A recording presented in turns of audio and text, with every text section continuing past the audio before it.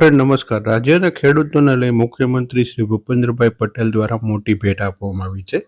ખેડૂતો મટી ગયા હોય તેવા લોકોને મળશે સૌથી મોટો લાભ। ખેતીની જમીન ખરીદવા માટે હવેથી મળશે ખેડૂતોને પ્રમાણપત્ર। વિકાસ પ્રોજેક્ટમાં જમીન સંપાદન થનાર ખેડૂતોને થશે ફાયદો।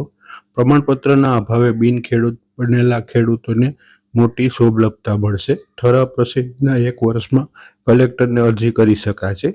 પ્રમાણપત્ર મળ્યા બાદ 3 વર્ષમાં જમીન ખરીદી કરવી પડશે। છેલ્લા સર્વે નંબર બિનખેતી થયા બાદ પણ લાભ મળી શકશે। બિનખેતી થયા બાદ 1 વર્ષમાં પ્રમાણપત્ર મેળવી શકાશે।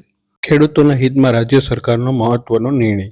તારીખ 1/5/1960 એટલે કે ગુજરાતના અલગ રાજ્ય તરીકે સ્થાપના કાળથી રાજ્યમાં વિવિધ વિકાસ પ્રોજેક્ટ જે ખેડૂતો તમામ જમીન સંપાદિત થઈ હોય અને જે તે સમયે ખેડૂત પ્રમાણપત્ર ન મળી શક્યા હોય તેવા ખેડૂતોને હવે પ્રમાણપત્ર મેળવવા માટે કલેક્ટર સમક્ષ અરજી કરી શકાશે। રાજ્ય સરકાર દ્વારા આ મોટો ઠરાવ પ્રસિદ્ધ થયાના 1 વર્ષમાં અરજી કરવાની રહેશે। અરજી મળ્યા પછી સંબંધિત કલેક્ટર દ્વારા જાતે ખરાઈ કરી ખેડૂતોને પ્રમાણપત્ર ઇસ્યુ કરવામાં આવશે।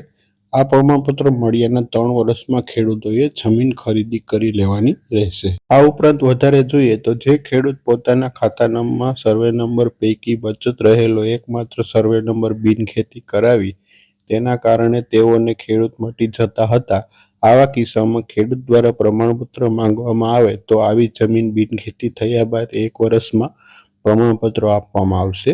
ખેડૂતોને આ પ્રમાણપત્ર તારીખથી 2 વર્ષમાં જમીન ખરીદી કરી રહેવાની રહેશે।